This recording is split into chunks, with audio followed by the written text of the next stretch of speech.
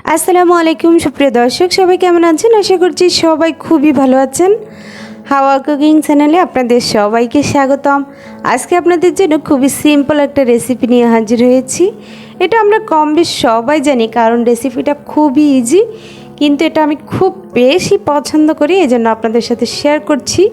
এখানে আমি 6টা ডিম নিয়ে নিয়েছি, আর ডিমগুলোকে একটু ভালো করে পানি দিয়ে ক্লিন করে তারপরে সিদ্ধ বসিয়ে এগুলোকে সিদ্ধ করে নিয়েছি, আর এখানে খোসাটাও ছাড়িয়ে নিয়েছি। তারপরে মূল রান্না, এখানে একটা কড়াই বসিয়ে তার মধ্যে দিয়ে দিলাম সরিষার তেল। আপনারা চাইলে যে কোনো তেল ইউজ করবেন, একটু বেশি পরিমাণে দিয়েছি।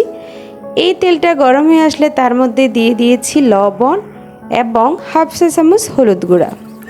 তেলের মধ্যে দেওয়ার কারণ হচ্ছে যাতে সুন্দর একটা কালার আসে, তাই। এরপর এক এক করে ডিমগুলো সব আমি ছেড়ে দিয়েছি। ডিমগুলো কিন্তু আমি মাঝখানে একটু কেটে কেটে দিয়েছি যাতে এটা সুন্দর লাগে দেখতে। তারপরে দেখুন কি সুন্দর একটা ইয়াম্মি কালার চলে এসেছে ডিমের মধ্যে। এভাবে আমি ডিমগুলোকে একটু ভালো করে ভেজে তারপরে এর সাথে অ্যাড করে দিচ্ছি পেঁয়াজ কুচি, ধনেপাতা এবং কাঁচামরিচ কুচি। যে যেমন ঝাল খাবেন সেই অনুযায়ী কাঁচামরিচ দিবেন, আর ধনেপাতা আপনাদের পছন্দ অনুযায়ী, পেঁয়াজও ঠিক তেমন।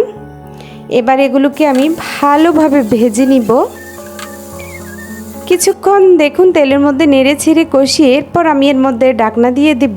ঢাকনা দেওয়ার পর চুলার আঁচটা একেবারে লো হিটে করে দিব। এভাবে আমি 5 মিনিট রেখে দিব।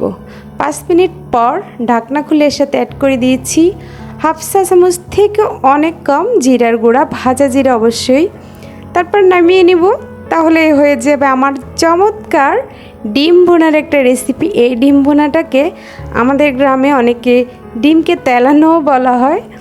আসলে এটা আমার খুব ভালো লাগে। এই ডিম ভুনার সাথে যদি ডাল হয়, হালকা পাতলা ডাল, তাহলে তার কোনো কথাই নেই। আমার মতো আপনারা কে কে ডিম ভুনা খেতে পছন্দ করেন প্লিজ হাত তুলুন।